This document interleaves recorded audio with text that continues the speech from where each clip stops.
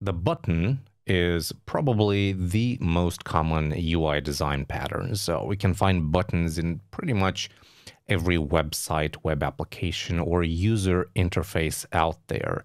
And when it comes to designing a button, you might say that, oh, it's very simple. You have a piece of text with a solid color background behind it, and you're good to go. But honestly, it's a bit more complicated than that. There are some best practices for button design and also some things to avoid, and this course will tell you all about those. But hey, if we're just meeting, my name is Adi, I'm a web designer and developer, and here's what you'll learn in this course. First, we'll talk about using the correct shape and size for a button. Then we'll briefly discuss wording or what the button text should be. We'll also explore the various padding options for buttons and see why that's important. Now, one thing that a lot of designers overlook is the color contrast. So you'll learn how to design a button that's accessible to everyone. Finally, we'll talk about alignment and why that's important, and also about staying flexible and designing various button variants. Now, before we get started, I would like to briefly tell you about an amazing resource called Envato Elements. Here, you can find tons of useful resources like fonts, icons, UI kits, WordPress themes, music, stock photos, and much more. For creatives like me, this is an awesome resource because all the assets have simple commercial licensing and you're not bound to any contract. Therefore, you can cancel whenever you want. So, if you're interested, check out the link in the video description. All right, so with that out of the way, let's kick things off by talking about the button shape. Before we get started, here's a quick reminder that you can check out the video description for links to any resource I used in this video. And while you're there, don't forget to also subscribe to Envato Tuts Plus for more free courses and tutorials just like this one. All right, let's talk about button shapes because this is a very important topic. Here's the thing.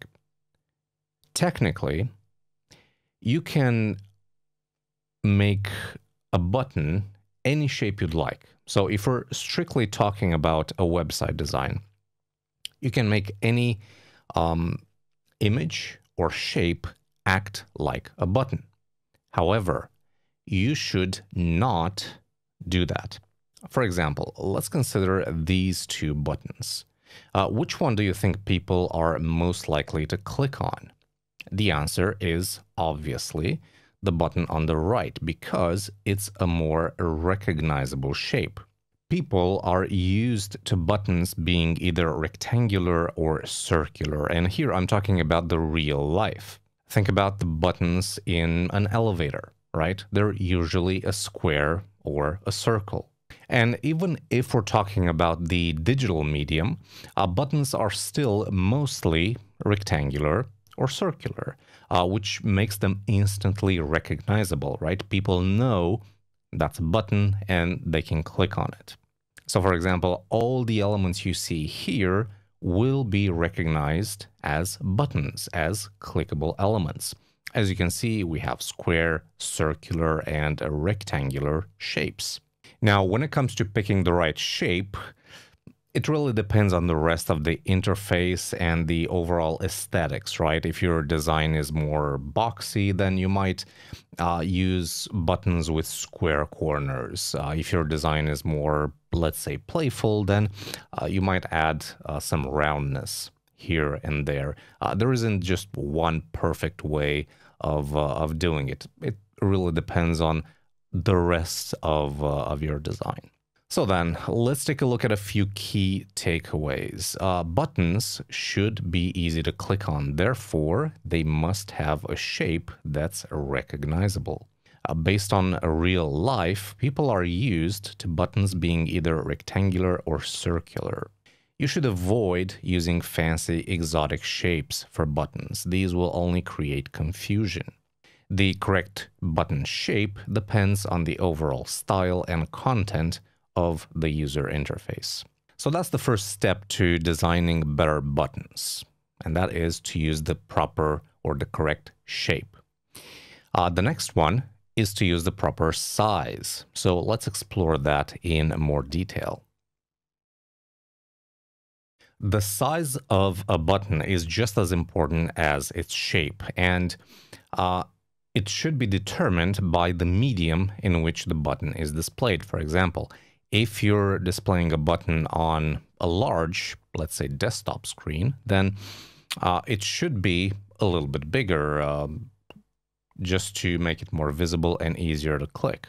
However, if you're displaying the same button in a smaller screen, let's say like a smartphone screen, then the button should be smaller because we have less real estate to work with, but it should still be visible and easy to tap.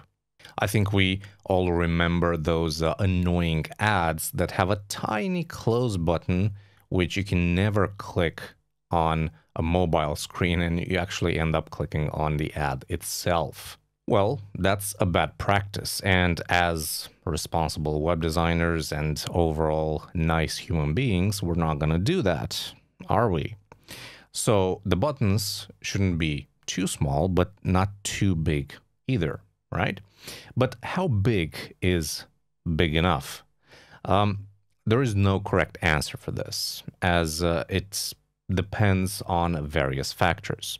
But it's recommended that on mobile, you should make your buttons at least 44 by 44 points on iOS and 48 by 48 DP, or display independent pixels, on Android. This will allow anyone to comfortably see the button, but also tap it with their finger. As far as desktop goes, the button size should be dictated primarily by the text size, and as a good practice, you should make the button text just about as large as the body text. So for example, if your paragraphs are 18 pixels in font size, then make the button text 16 pixels or 18 pixels. However, all of this depends on the context in which the button is displayed. For example, in a hero area, you would make the button bigger than in the rest of the website. The reason for that is simple. You want that button to be visible and to be easily clicked. It's the hero area, right? It's usually the first thing a visitor sees, so it contains very important information. That's why you often hear clients say, oh, make that button bigger, make it pop, right? We don't like it when clients tell us how to do our jobs, but they understand that certain things in a design must be immediately visible and clickable. With that said, buttons can also be smaller than the default. Consider this table element. Making the download button too big would not look very good. So, to keep things balanced, we made it a touch smaller. It's all a balance act, really. You have to make sure that the buttons are aesthetically pleasing, but also usable, and using the right size is very important. Ultimately, the best way to determine the correct size for your buttons is to do user testing or to perform user testing to see how people interact with the buttons and adjust the size and placement accordingly. So then, a few key takeaways. The size of a button is just as important as its shape, and it should be determined by the medium in which it's displayed. On a mobile screen, a button should be at least 44 by 44 points on iOS and 48 by 48 DP on Android. On desktop screens, the text of the button should have roughly the same size as the body text. The size of a button also depends on the context in which the button is displayed. The best way to determine the correct size for buttons is to perform user testing. So that's the second way of making sure you're designing better buttons, and that is by using the proper size. Now, let's talk about wording next, because what a button says or what it shows as text is super important. It might have the right size, it might have the right shape, but if it doesn't say the right thing, then it's kind of pointless. So let's have a look at that next. The wording of a button is very important as it sets the expectations for the user.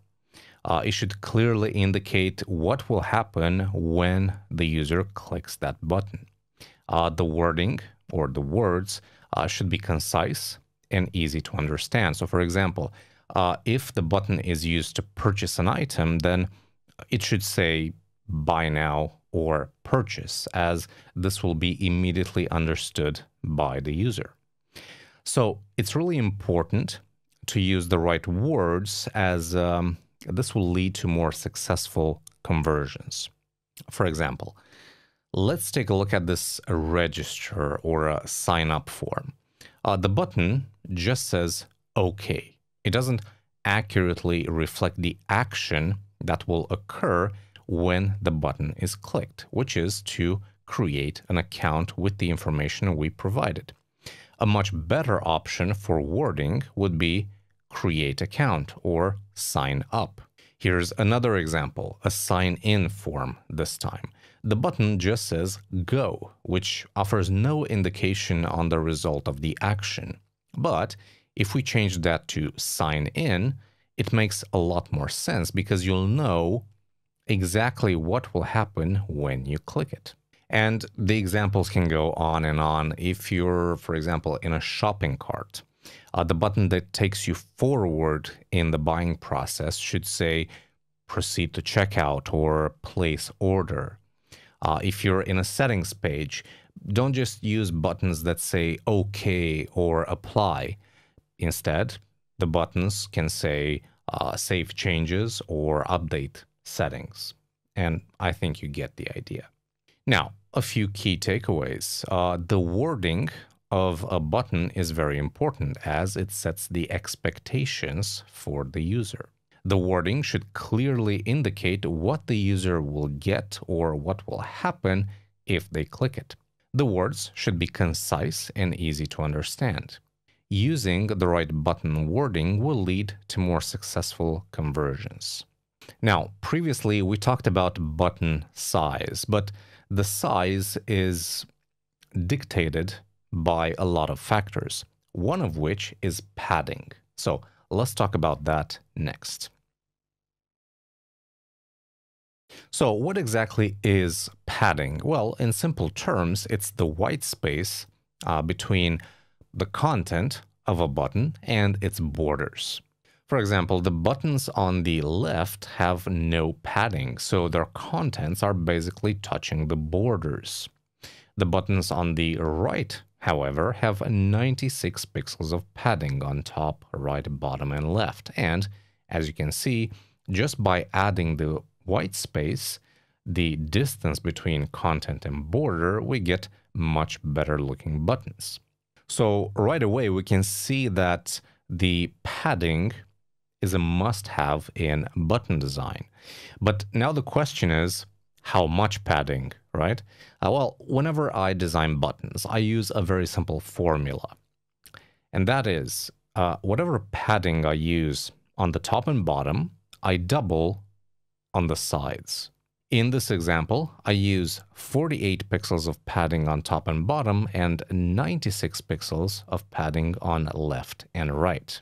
This produces very balanced looking buttons, and it's worked great for me so far. Now, that doesn't mean that you should always use this formula.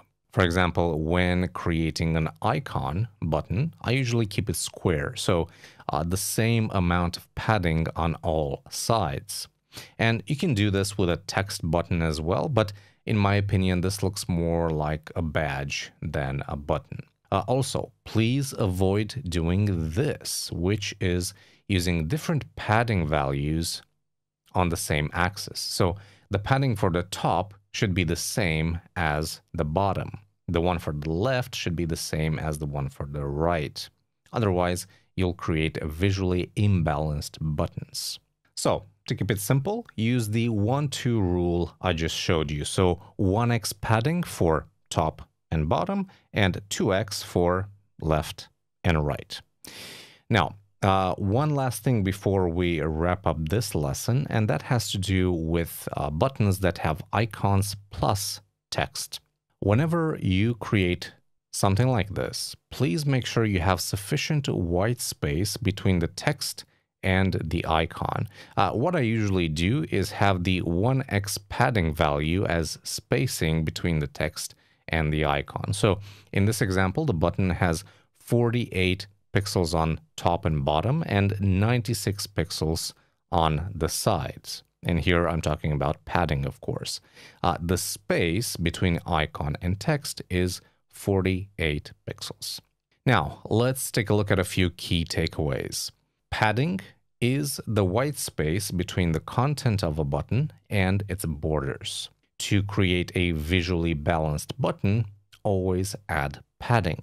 As a general rule, use 1x padding on top and bottom and 2x padding on left and right.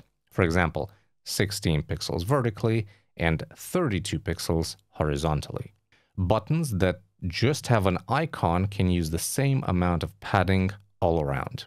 Avoid using different padding values on the same axis. This leads to visually imbalanced buttons. When creating buttons with both text and icon, make sure you have sufficient space between the two. As a general rule, use the 1x padding value as spacing. And that's why padding is your best friend when designing buttons. Now, time to move on, and the next thing on our button design checklist is color contrast. First of all, what is color contrast? Well, in simple terms, it's the difference in light intensity between two colors. And it basically tells us how much they stand out from each other. If two colors have great contrast, then it makes it much easier for the human eye to distinguish between them.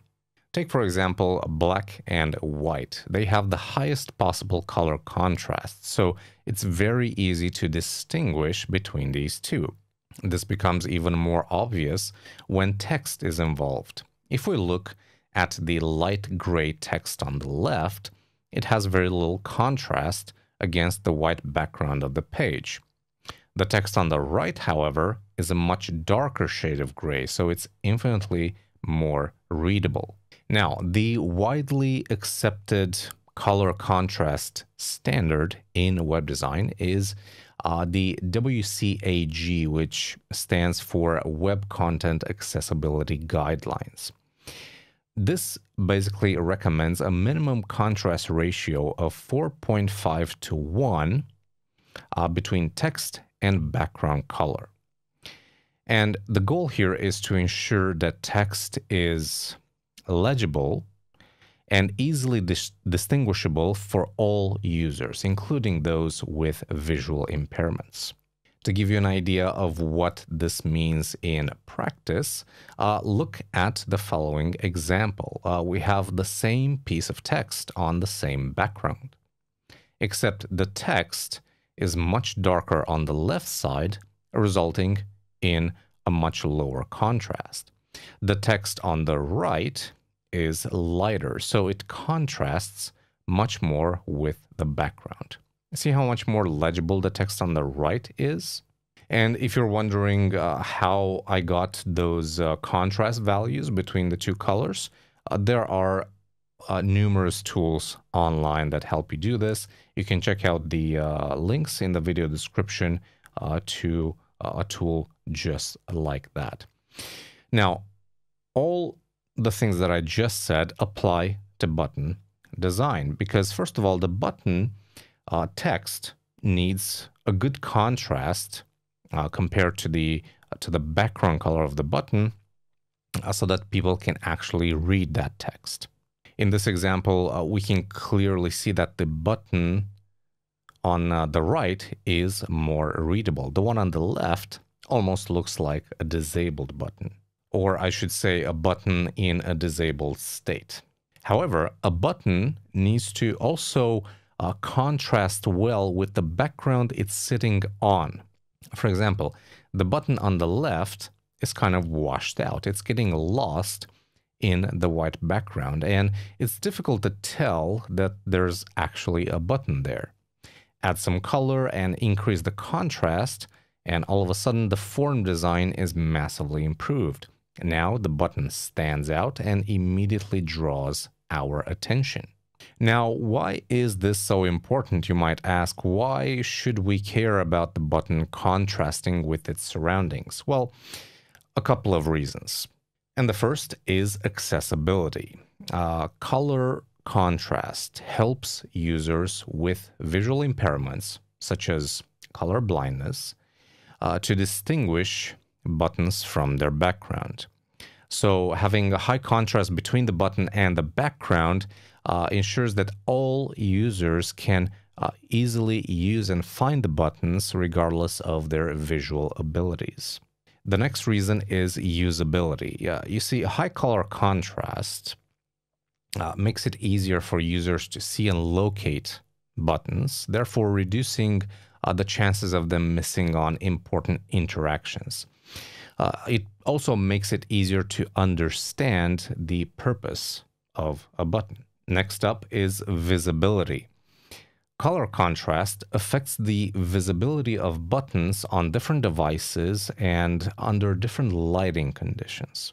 Therefore, high contrasting buttons are easier to see and interact with even on, smaller handheld devices or in bright sunlight. Finally, there's branding. Color contrast can also be used to reinforce branding or a certain visual style.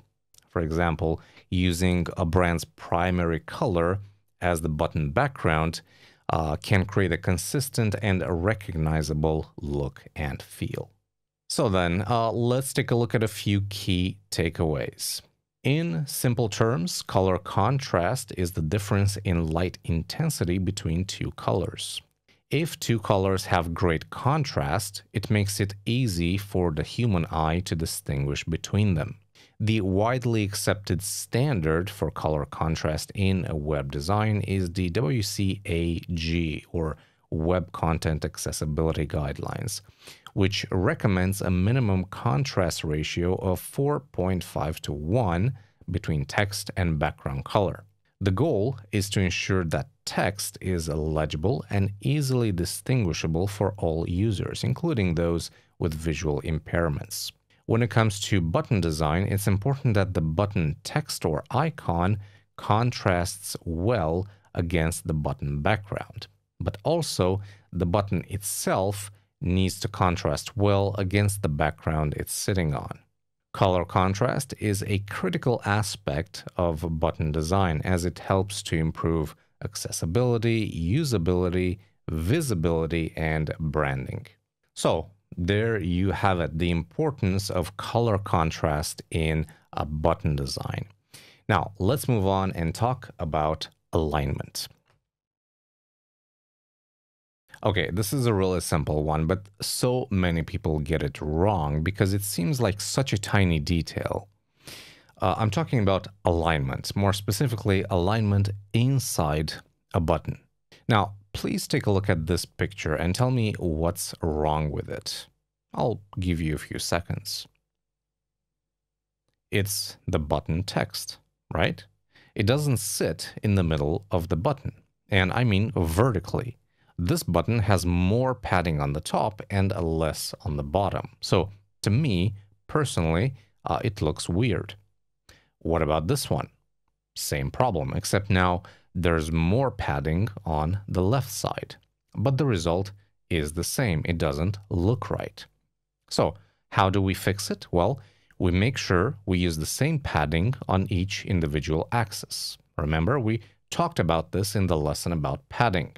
Now, granted, sometimes you might want to do something funky in your design and have the buttons look a bit different than the norm. That's fine, you can experiment, but don't take it too far. If you're just starting out in design, remember the simple rule. The text or the button text should sit right in the middle of the button. Also, if you have an icon, always, but always vertically align that with the text. In this example, you can see a before and after, or an incorrect and then a correct way of doing it. Do I need to say anything more about this? I think you get the picture. Now, some key takeaways. When designing buttons, make sure the text is aligned to the center of the button in both directions. If you're using an icon next to the text, the icon always needs to be vertically aligned to the text. And that's it for alignment. Now, the final thing on our checklist is about variants. So let's talk about those next. Let's start by defining button variants, and it's very simple. A button variant is just a different version of a button that is used in a specific situation. For example, you might have a button or a type of button for save and another type of button for delete. These two are similar yet different in some regards. Well, these different buttons are called variants. Now, each variant is designed differently to match its purpose and the situation it will be used in. For example, the delete button might be red and have a warning symbol to make it clear that it will delete something. The save button might be green and have a checkmark symbol or some other icon to show that it will save changes. But variants can go a lot further than this. They can also relate to the importance of a button. In this example, the primary button has a solid background and much greater contrast. It immediately stands out as the primary call to action. The second button is more subdued. It's a variant of the first one, but it's there to provide an alternative action, so it doesn't stand out as much. And finally, when designing buttons, remember to always create variants for the different states. And by states, I mean hover, focused, pressed, disabled, and so on. The button is an interactive element, right? So it needs to change its appearance in relation to the state it's in. How it changes its appearance is really up to you, but I would suggest you make tiny changes like I did here. And finally, let's see some key takeaways. A button variant is just a different version of a button that is used in a specific situation. Each variant is designed differently to match its purpose and the situation it will be used in. When designing buttons, remember to always create variants for the different states, like hover, pressed, disabled, and so on.